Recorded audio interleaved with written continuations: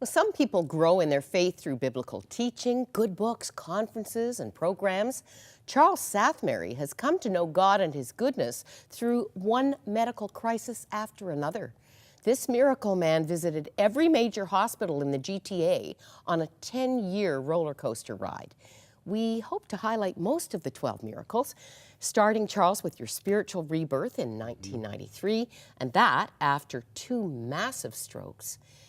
What encourages me is through all of this, and we can't do a play-by-play, but you never lost confidence, even though you were a very fledgling believer, despite the doctor's prognoses. Well, I put my faith in the voice that I heard, and I knew it had to be God. And my complete trust is in Him. My faith is in His faithfulness, that He will honor His word.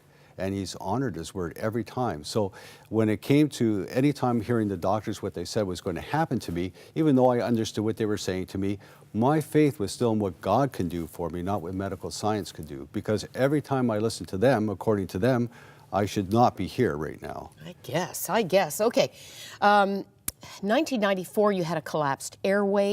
1995 to 96, you had 3 TIAs, mini strokes.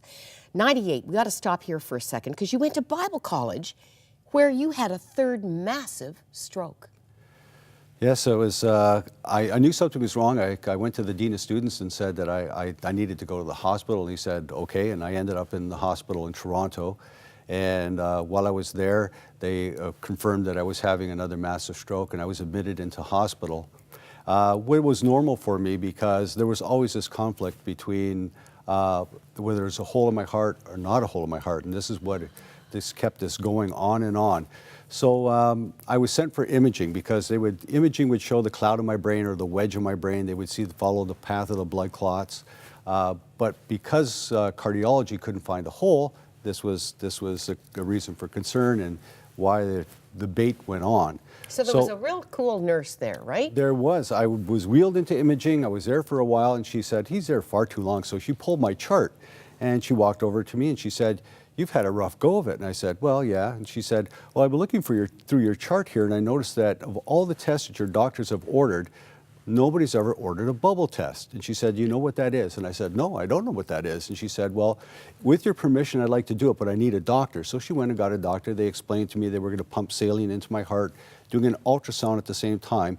And if there was a hole, this would show it, because we'll see a steady stream of bubbles going from one side of the heart to the other. So they explained it. They started pushing the saline into my body, and sure enough, a steady stream of bubbles from one side of my heart to the other. This is a game changer. Well, then 2000, you had a mini stroke, and they discovered that hole had got smaller. Your surgery was canceled. 2003, they found a tumor the size of a golf ball in your chest. That was a whole new game, a tumor. It was. It was a total shock to me. I was actually, every year I had to go through testings because of the stroke. So I would go through a massive amount of tests, MRIs, Take us blood to the work. parking lot. So I get the x-ray. The doctor had asked me to get the x-ray for him because they found this tumor. So I'm in the parking lot of the hospital because they asked me to get my x-rays. I'm sitting in my car. I held the x-ray up to my windshield. It's all marked for surgery. It's all marked for surgery, and it's a different thing to hear about it. It's another thing to see it. So there it was, and I just started praying to God. As I'm praying, I had this vision of God's hand reaching into my chest and grabbing hold of the tumor and pulling it out of my body.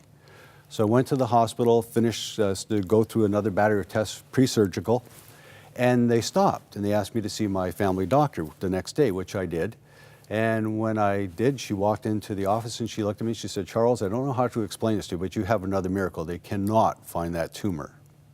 Your wife had to ask you to please stop carrying the x-ray around as a show and tell. Listen, I'd be doing the same thing. Just stunning. You know what?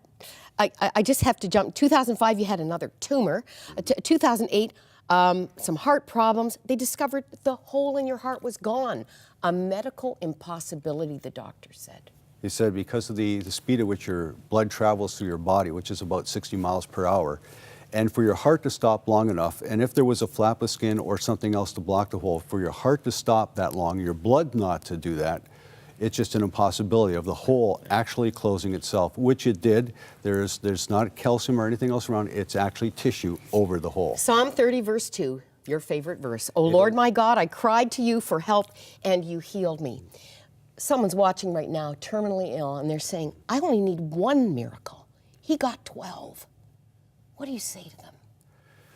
I say place your trust in God and His promises. Totally trust Him. You're going to hear things from the doctors, you're going to hear the diagnosis, you're going to hear a prognosis, but take it to the great physician. Give it to God. Put it in His hands. He's very capable, and just trust Him. He will find a way, He will make a way, and it will happen.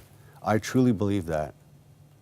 Just trust in the Lord. I have to tell our viewers that this guy who has struggled to live for so many years, picture of health now, is senior pastor and executive director of Chapel Hill, a multifaceted ministry helping to build the church all over North America. In the southern U.S., they call him God's pit bull.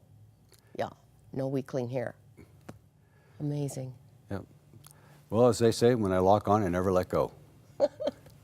What do you need faith to believe God for today?